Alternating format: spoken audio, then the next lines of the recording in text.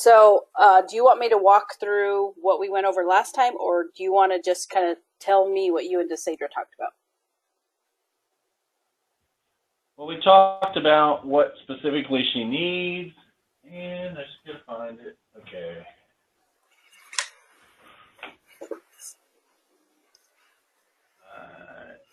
We talked about, let's see, the methods of putting in calls. So I guess there's one way you'll see.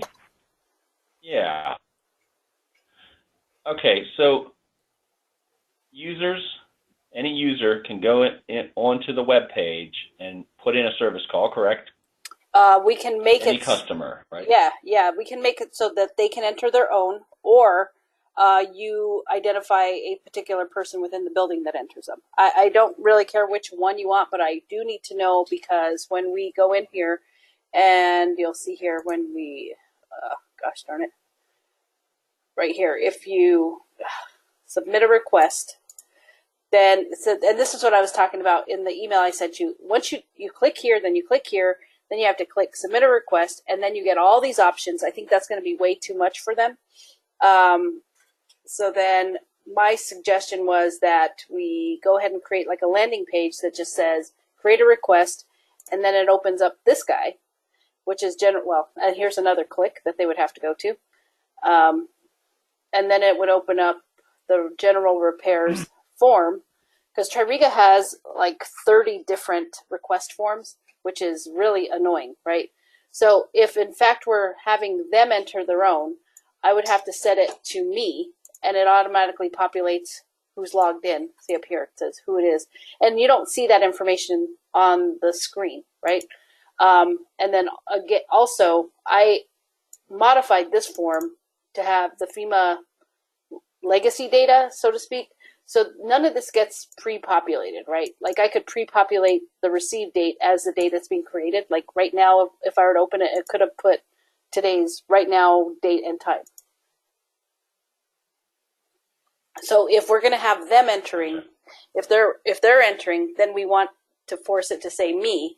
And then anyone who might be entering for someone else, they have to click this someone else. And then it exposes those sections that I was talking about that are in the background. Right here, see requested for, requested by. It automatically populates my name, but it gives them the opportunity to change it by using the spyglass. So when they're entering it themselves, they get hidden. When it's for someone else, they get exposed.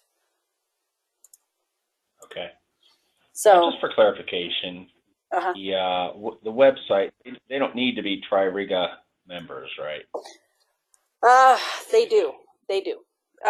But so that's a lot of stuff that we haven't really had an opportunity to talk to anyone about, is that if we were to build what's called an offline form, and they would just open up an email and they fill in these few things, they send the email, and it gets created in Tririga automatically.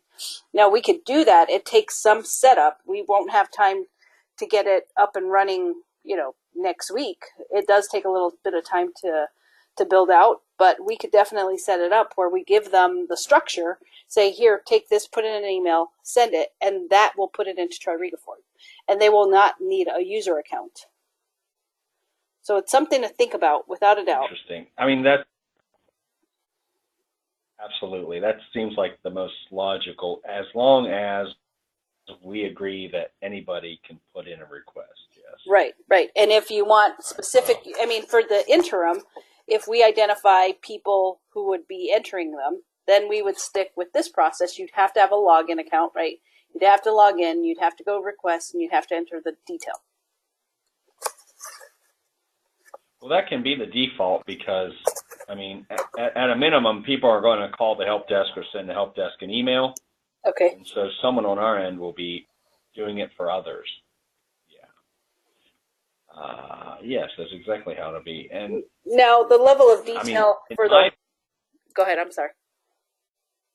In my building, every program pretty much has one or two people that give me trouble calls. They don't let the average Joe complain about the AC. They have a chain of command to follow. So I might be able to get them in Tririga. Okay. And but I see where you're going with that. Okay. All right. So, and I did discuss it, and everyone will have an email account, and as long as they're in the FEMA address book, right? We're good? I believe so, yes. Okay. All right. And I think we agreed that that was fine. We were not going to have to plan on anyone not being in that. So is there a way to capture that information, So their email address? yeah, so one of the things that we kind of talked about with Tyrone in the past is a regular update, because what he's done, he gave us like a flat file one time from Active Directory, right? And so let's just go see if I can find your name. Requested for, and if I put your name in here.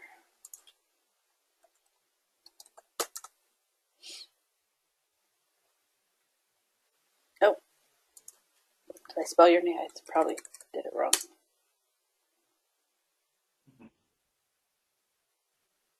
Well, you should be in here. I would think. Oh, you know what? This is our shoot. I apologize. This is our dev environment, not your actual environment. You're definitely in the actual environment, not here. But you'll see here that whoever we plug in, we plug in their email address and it comes right over to you.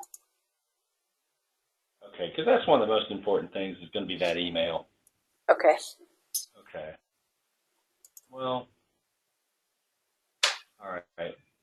So they got the people. We got the. Now we were talking about tasks. Right. We were gonna enter it in as this task, and I just wanted to, for future purposes, she did mention that the tasks that we were going to single out were like, there are some SRRs that she would eventually like to be in the system, which is the service. I want to find something for you. Shoot, where did I put it? Where did I write this? So I think this does it. This gives me an overview. This is one of the Tririga documents that I kind of took some of their information from, but there's a table here, and I think it's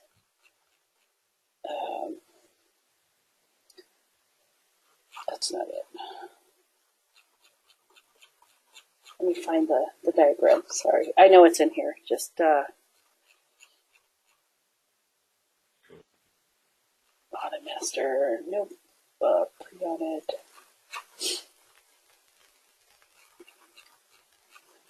Come on.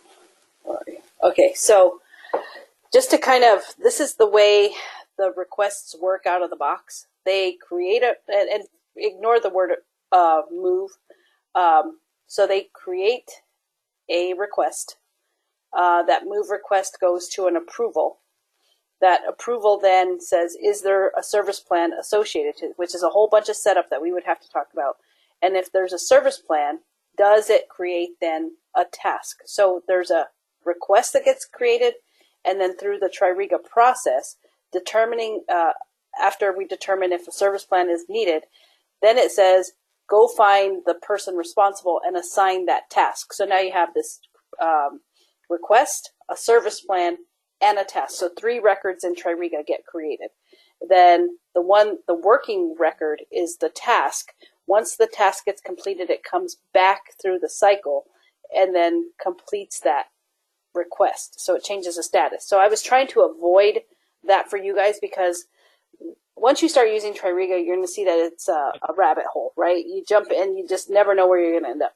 And if we just work specifically with requests, then you know you only have one place to go. But if we try to use... Yeah. I'm cool with that. Yeah. Go ahead. I'm sorry. Cool with that. Yeah. Okay. I'm cool in the one location, yeah. Okay, so what I think, like, we have a contractor that does move requests, and we don't even want to email them, really. I think we just want it to be labeled as a move request, so that when they go, we do have some contractors that will be logging in to Tririga, and they should just be able to search for move request. So if it's anywhere on this singular form, that's great, right? So, okay, let me kind of go back here. This is where it gets really overwhelming for some people. And I'll tell you what, some people just don't like this strategy that they took. But so when you go to requests, sorry about that, and you submit a request, there's all these different types of requests. So this is like everything that falls under facilities, everything that's IT, everything that is space related. So they segregate them by the types of records that are stored, right? So what I was thinking, rather than them picking a different form, because I'd have to go here to find any electrical and lighting. And what if somebody accidentally put it under general repairs because they didn't think it was electrical and lighting, but it really was? So what I was thinking on this form as well was that there's not a drop down of type of request. It just says general repairs. But if I took a field and said type of request and made that mandatory, and it's just a drop down and they have to pick, that'll help you sort through the types of requests. And it can give you also like a number of those types of requests that came in. So is that something maybe we want to put up here, type of request, make it mandatory, so they have to pick it and then they move forward with it? Yeah. Okay. Yes, because we can expand on that in the future. So I think I don't know if did I send it to you? I can't remember if I did, the list value. And I'll go here. So in Tririga, there's already a list of values. And honestly, I can't remember if I sent you anything. I know we talked about a lot of stuff, but I can't remember if I sent it to you. Tyrone's got us jumping through all kinds of hoops here. And got our heads spinning. This takes a minute to load. I understand. Just waiting for it to load. I apologize. There we go. So then there's this all these different values, drop-down values in the system. Go alphabetical. P, Q, where is it? Should be request. Oh, request class right here. So then there's all of these high level, and then within each of those, Hi, who's on the line? Hi, Yvette. This is Adrian. I'm sorry. This is Adrian. Sorry, I joined late. I just saw this. Invite. No, it's okay. If you could go on mute, there is a lot of background noise on your behalf. I'm sorry. I have to take a call to Starbucks, so I'll go on mute. All right. So here, if you take a look, once I go to building services, then it gives me some more drop down. So I could pull all the types, and then you could tell me, you could scratch off what you want, what you don't want, but I can pull from every level. It's going to be a lot of detail. So like if you want them to put in keys and locks, housekeeping, equipment, this will be the drop down list for them. Like under keys and locks, there's another list, right? So this is the kind of stuff I'm going to need you to look through, and I'll pull them all for you, and you can tell me which ones you want in that list. Gotcha. Yeah, there's a lot, so I'll pull that. I mean, and you could say, you know what, I only want 10, and you pick the top 10 that you want, because it gets crazy. Interesting. So today, nice to have something that's over. Today, you guys don't really group it like that based on the data that I saw. So, I mean, here's an opportunity for you to make it where you can group the information. So once I get you that list, if you could focus on it and tell me which ones you want, we can always add to it later. So don't, say, well, I don't know which ones I want. Let's do these for now. And if those don't work, then we can surely add to it later. Okay. Okay. All right. So then back to the request. It's very minimal data that I found in that database that you guys sent me. So when I created them, they were, I thought, well, this is kind of interesting information, which was basically, you know, the WHO, the organization. Oh, this is the name of it. Right here.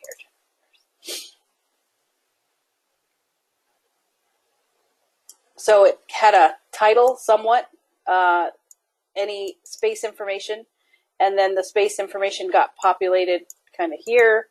And then, I mean, it was very minimal. So I wasn't really even sure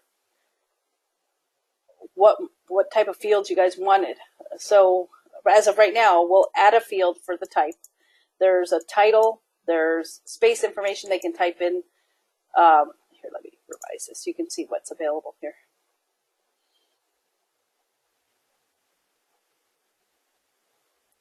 So opened by is a value the person has to be in Tririga, right?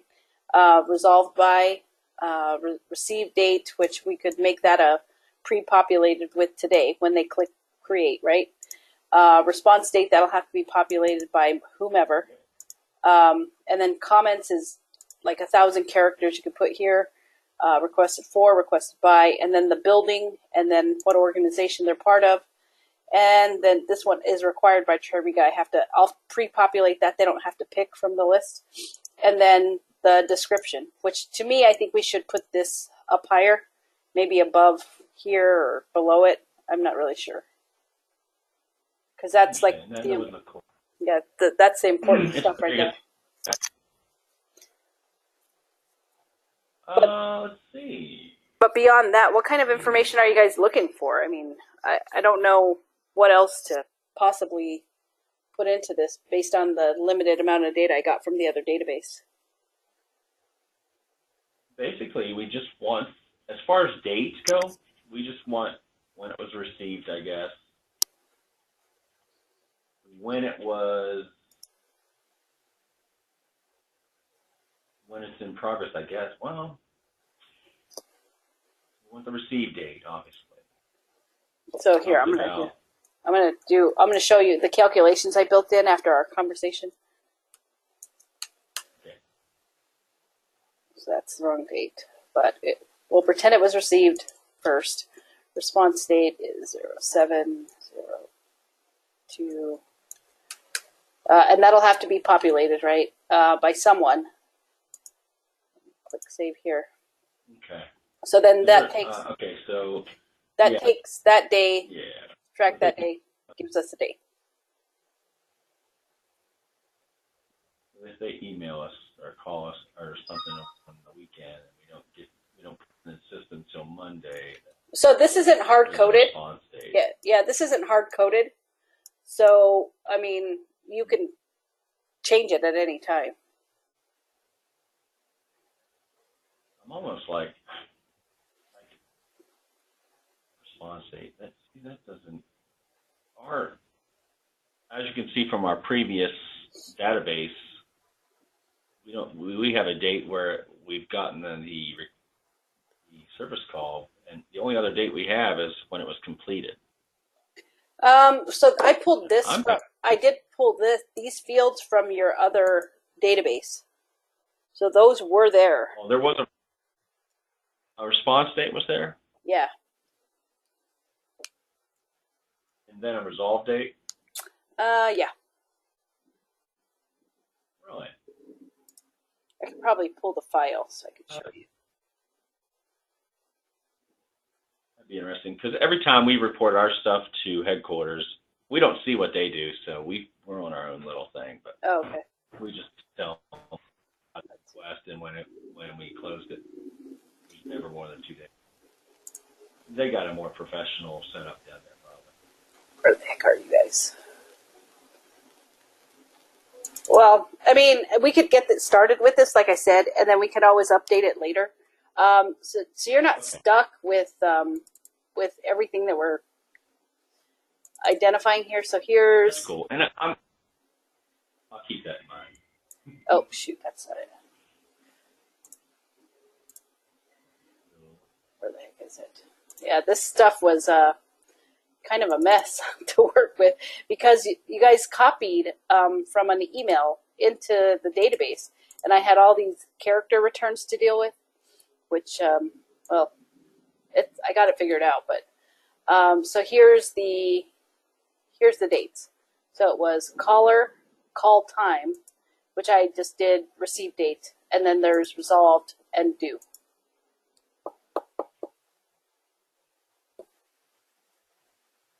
Really? Yeah. Yeah. Oh, here's response to. Opened. One call.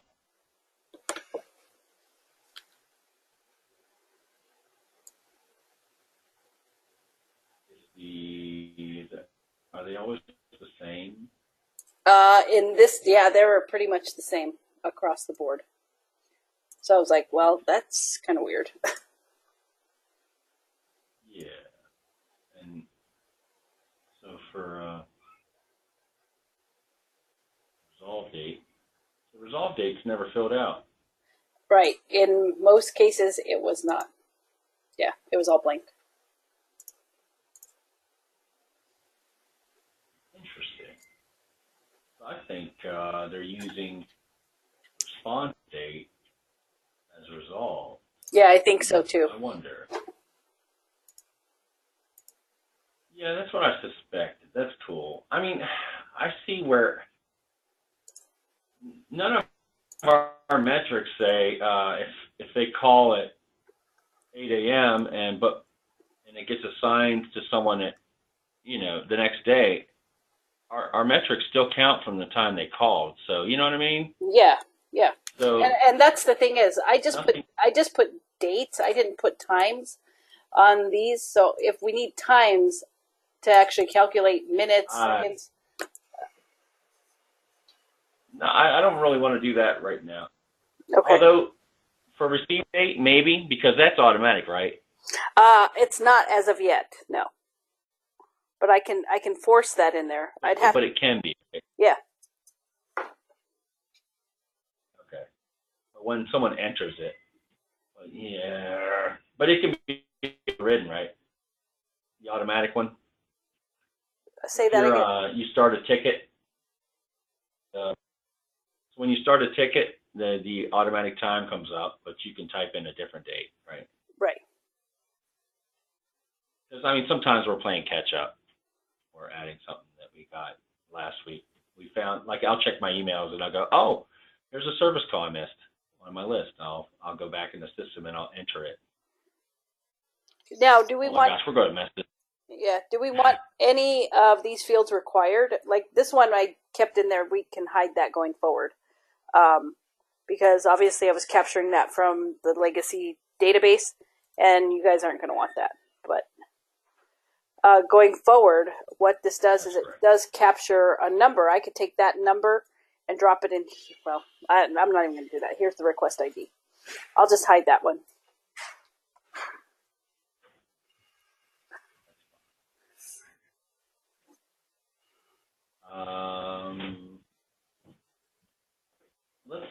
I want to go 2 dates. I just want somebody called and that's the date. And then we'll have a completion date. Let's start with the basics with that. And then we'll go with the rest of this information. Okay. We don't need a response date. So don't need that one. And what about due date?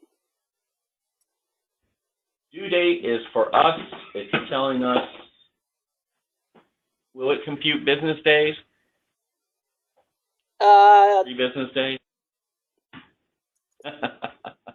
Yes, but I have to double check that it's going to go to the calendar. So we would have to set up the calendar within the application, which it's not.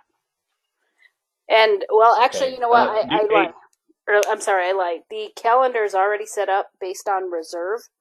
And reserve was identified as every day, 24/7. Okay. We have 3 business days to resolve problems. So. Oh, so you want, if you put receive date, to auto-populate due date to 3 days. Is that what you're telling me? Oh, yeah.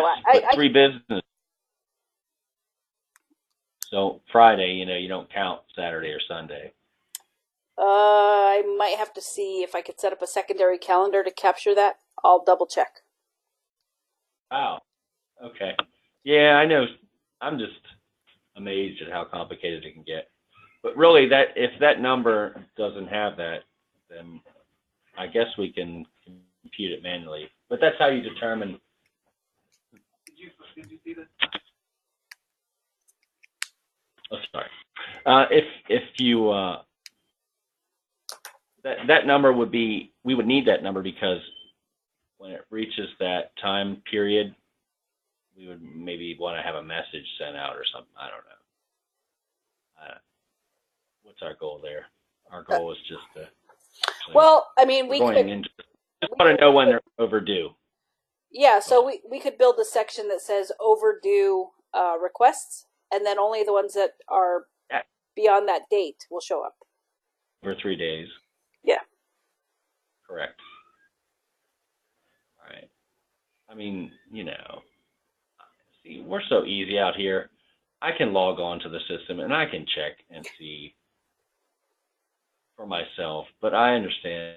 Well, I think if we, no, I think if we at least put something out there for them to have based on easy, then we can add to it later, right? Because honestly, every time I tell people, we talk about all this special functionality that the system has, and everybody's like, oh yeah, that's cool, and then they're like, oh, this is way too much.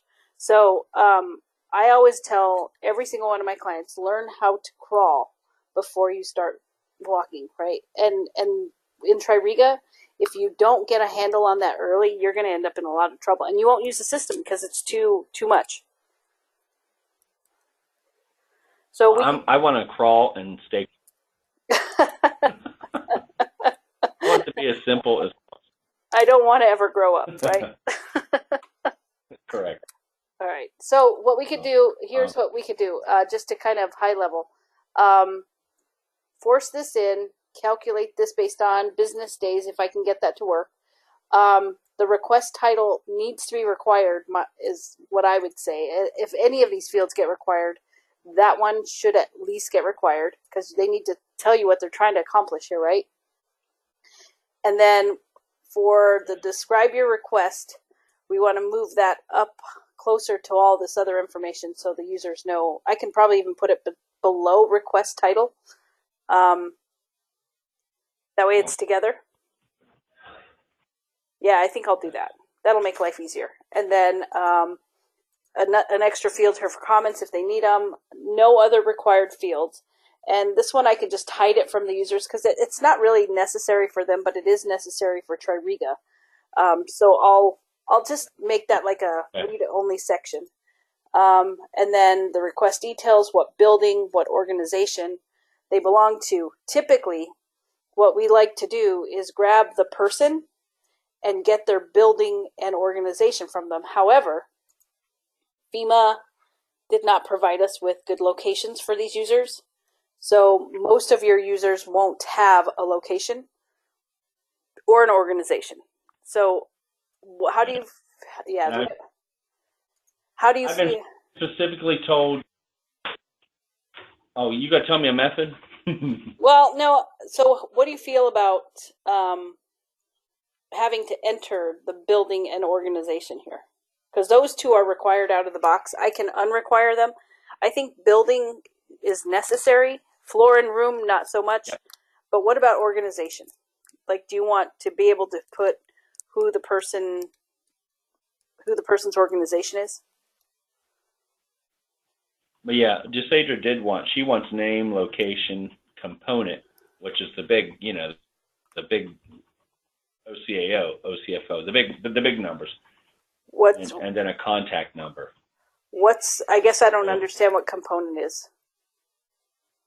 Component is your organization, but it's high level. It's like I'm OCAO, but then you can make acronyms out the butt as you get down to my little program that I'm in. But well, I mean, the path here. If in fact they built this right, this just says DHS, right? So this gives the full path of what they're part of. Now, we didn't have a lot. Well, we didn't have a lot of help with this organizational data, so hopefully we got it right. Tyrone gave me a list and said, here's our orgs. And I said, well, okay, tell me what that means, most of it. What is OCAO? Yeah, OCAO will be, well, that's us. Let's do OCFO, which is Office of Chief Counsel Finance. Okay, I'll do Office of Chief. Let's see what comes up. So So those are the two that came up there. Gosh, that ain't them. Go back one, or go back to that last thing. To Knows what OC. Office of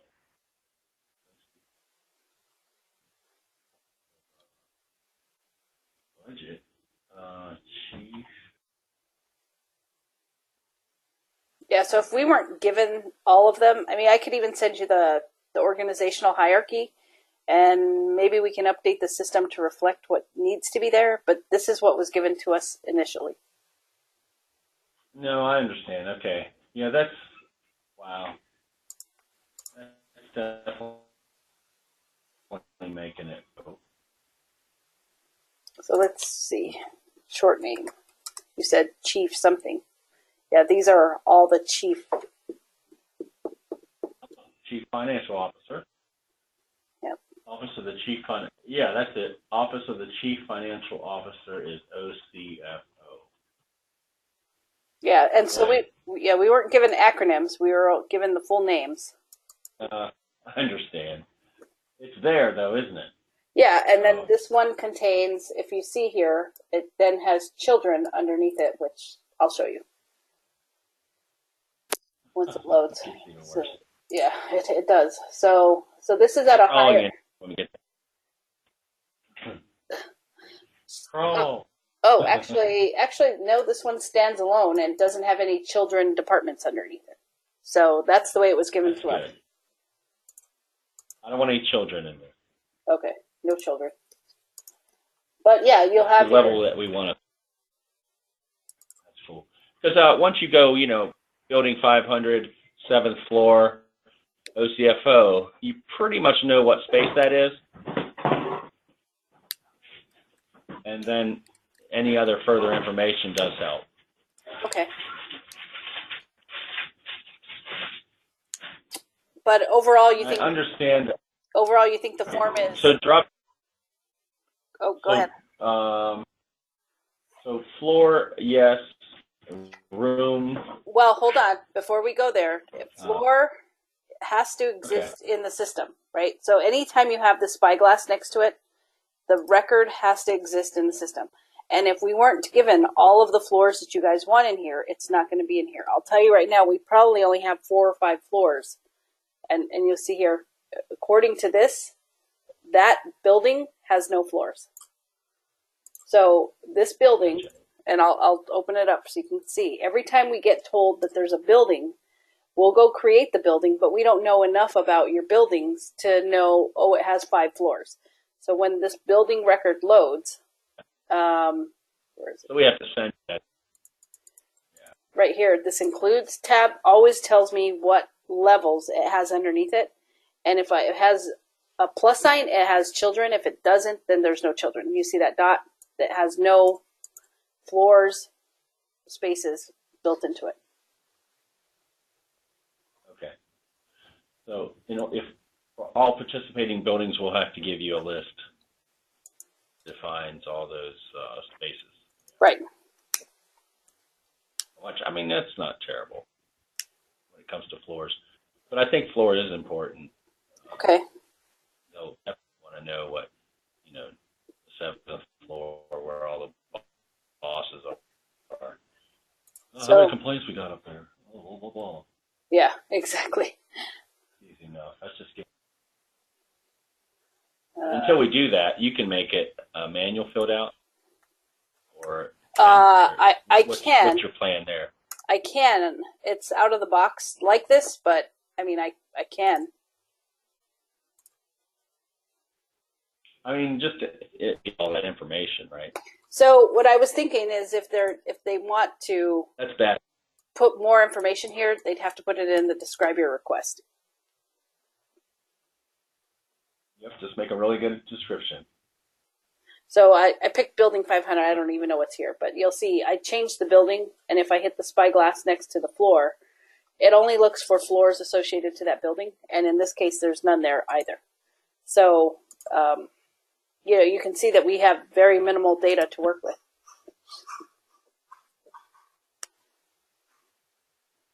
Okay. 100% we'll want the floor, whether we need the room numbers. So do you want me to go? Need them to be. Do you want me to make these just open text fields for the interim and then work from there? Or? Yeah. Okay. And I guess we'll have due outs that we owe you stuff. Yep.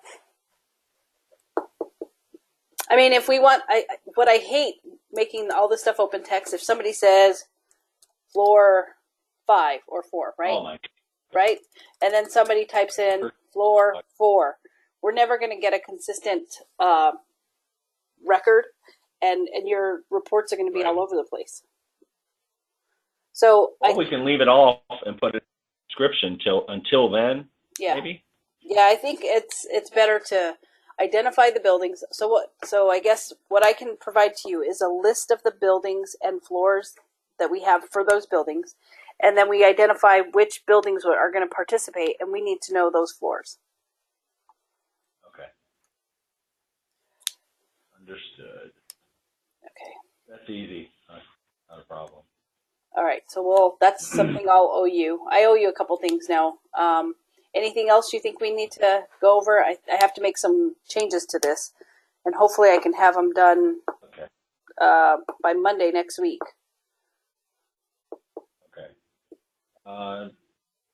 So we're not going to do rooms, I think, because if we say we want to do rooms, then we have to give you a list of all the rooms, right? So the rooms are a little bit different, right? With reserve, the whole idea with reserve is that, and you played around with reserve a little bit, right?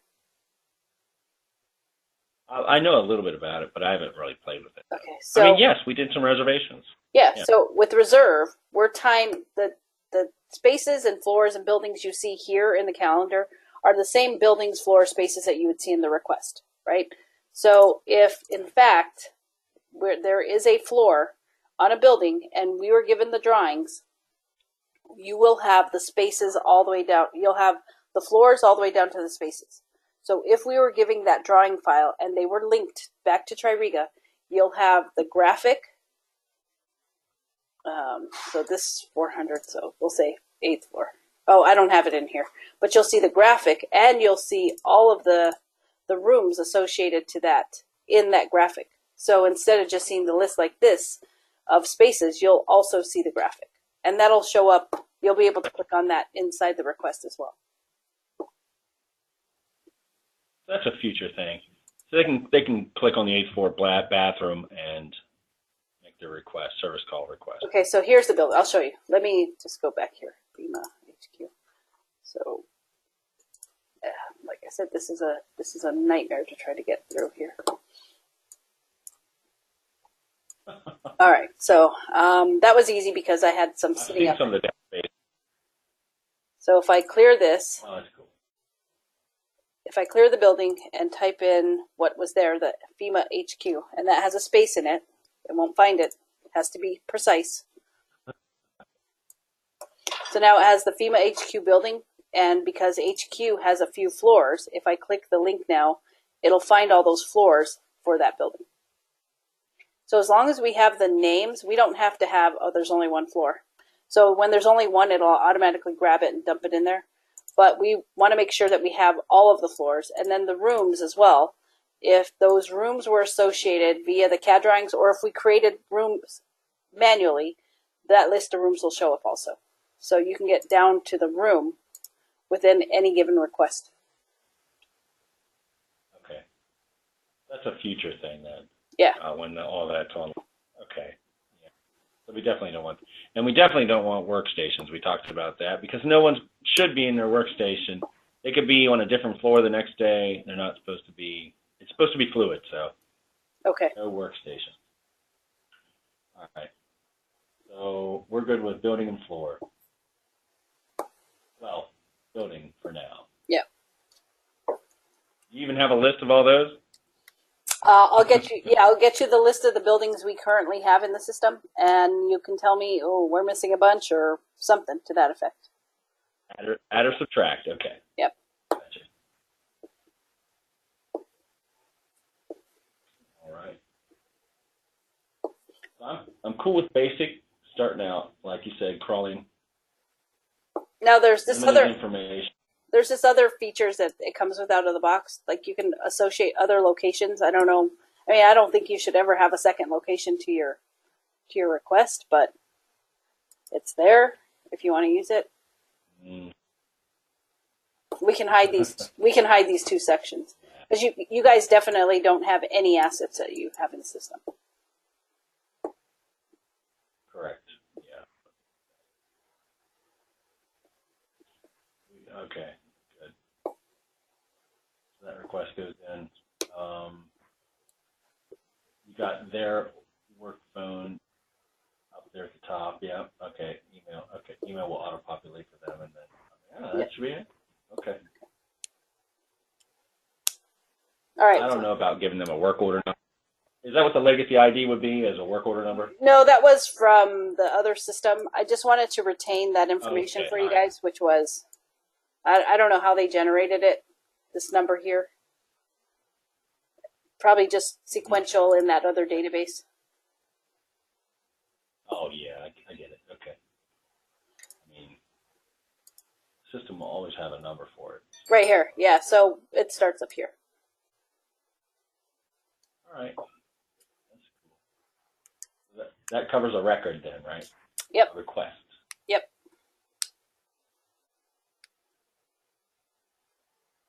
And this form,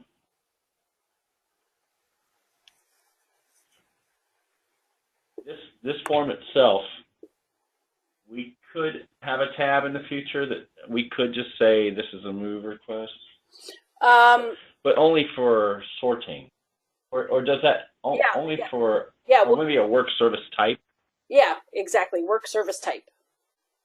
And so we'll have that drop down. I don't want it to do anything special. No, it'll just identify those ones, and then you can run a report that says how many move requests did I get, how many light outs requests did I get, how many, that kind of thing. Okay. Okay. I'm cool with that. So the request goes in, the time starts,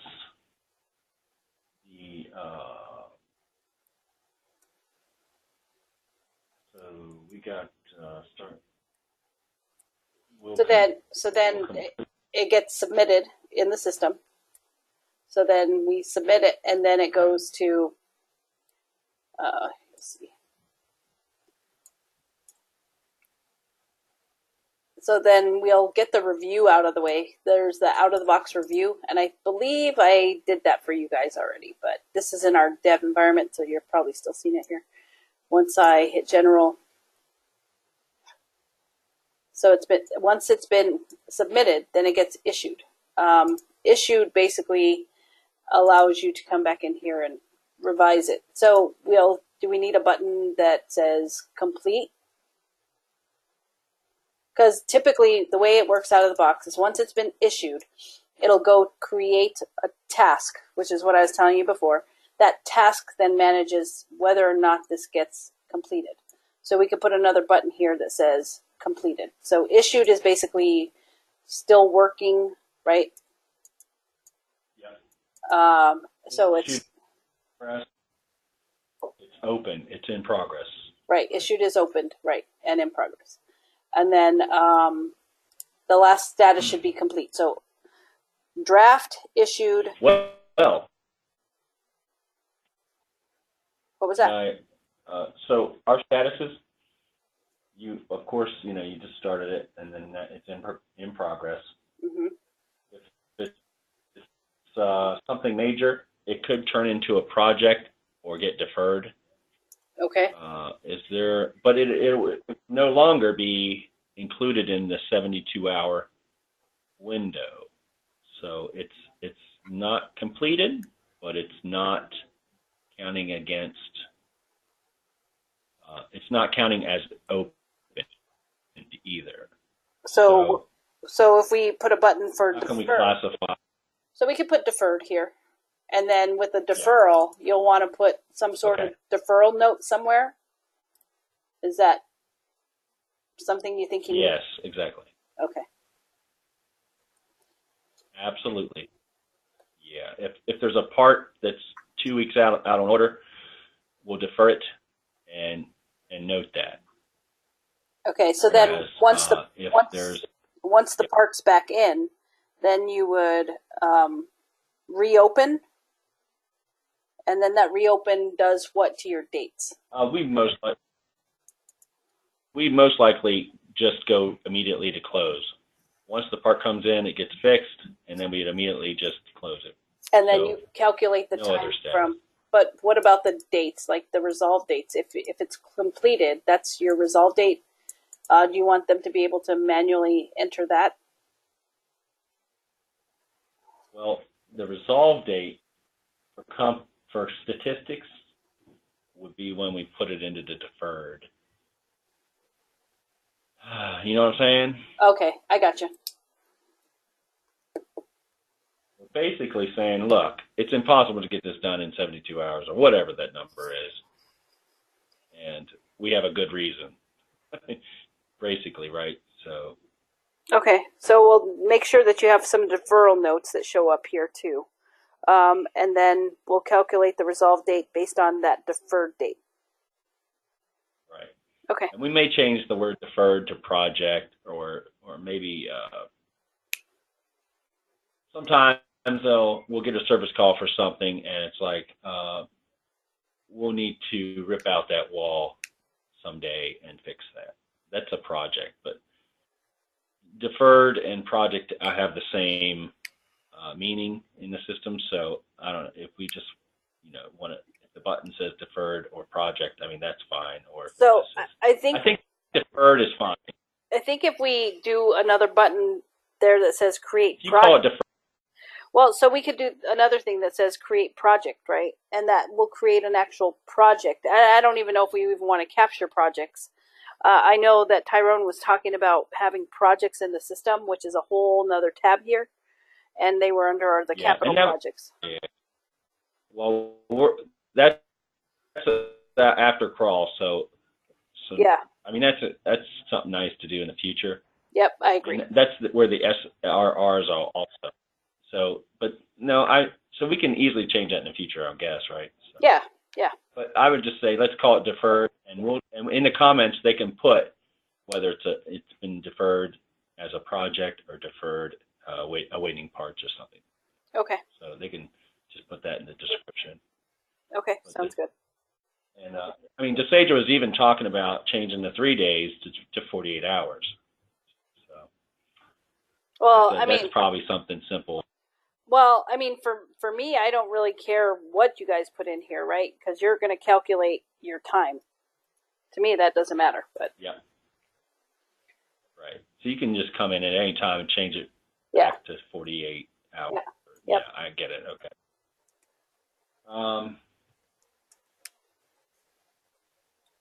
And even based on the type, maybe you want all like hot cold calls to be 48 hours, and that can trigger the 2 or 3 days. So we can talk about that too.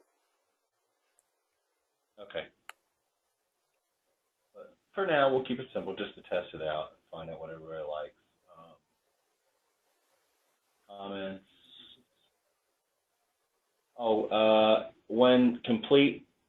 When the status changes to complete, can it email the customer, the caller? Will it email the caller? It can. Can it be set? We can set it up that way. Yeah, as long as there's an email, we could definitely set it up that way. That's probably one of the key things they liked. One of the key things they wanted about this system is because we fix a lot of stuff, but we never tell anybody. So what do you want the email to say? Your issue has been resolved, and capture the request title. Your request, blah, blah, blah, has been resolved by this person identified here on such and Facilities. such date.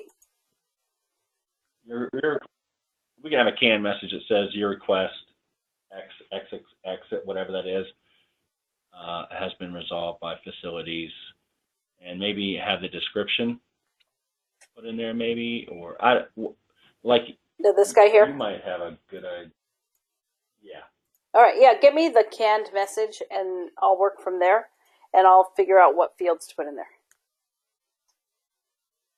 I mean, in the future, it would be nice to put your 7th floor, whatever, when we get those boxes working, I mean, that would be nice. Well, whatever's in here, whatever's okay. on the form, I could put there. So if we know that we're making them put the building, we'll at least put the building in for now.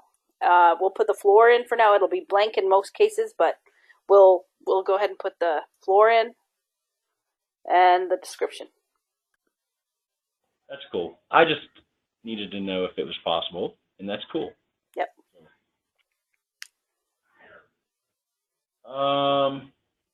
And I imagine if they decide in the future to, if you hit the deferred box, send an email to the customer, hey, your service call XXX has been deferred, and then you show the description box that says it's went to a project or its parts are on order.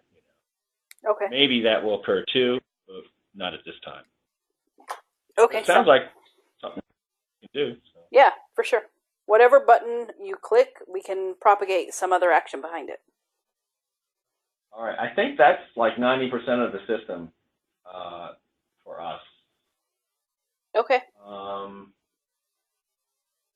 And of course, that's entering the service call and closing it in the future. That's all of that. And I guess Ty mentioned something about a building manager can log in and their dashboard will show their building and how many open service calls there are and how many are closed, open and closed and deferred or whatever, Yep. Yeah. So that's definitely the Have you heard about that yet? Well, I'm pretty sure I kind of figured he wanted some sort of a dashboard, but we have to get the functionality working first before we talk about reporting.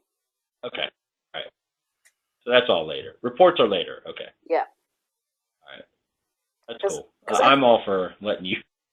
I mean, I would love to give you everything. Your job. Yeah, but we need to try to get something out there so everybody starts using it. And then identify the types of dashboards and reports and graphs and all that other good stuff that you guys want. Absolutely. Let's see. Go for it. About it. So, I like the basic startup. Okay. Don't tell them it's a basic startup, not to sweat it. Yeah, I mean, I know he'd like a lot of functionality, but to be quite honest, if you start forcing all that functionality on everyone, they're not going to use it.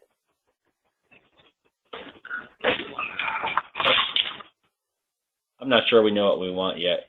I think once we start entering stuff and using it to provide feedback, then we'll know what's missing and we'll know what's excessive, and I think we'll be able to get it done, right? Yep, I agree. Okay. All right, so I'm gonna. Thank you very much. Yep, I'm gonna. Got anything else? Hey, one quick. I'm gonna go ahead and get you the items that I identified, and also send you an email of the things that I need back from you. And then, Adrian, what you need?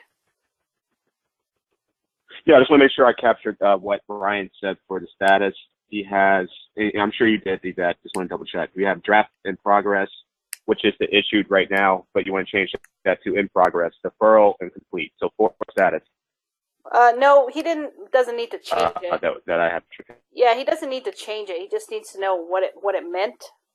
Issued is basically the same thing as in progress. Okay. Yeah. Okay. So I have. Okay, great. I have it all captured. Thanks.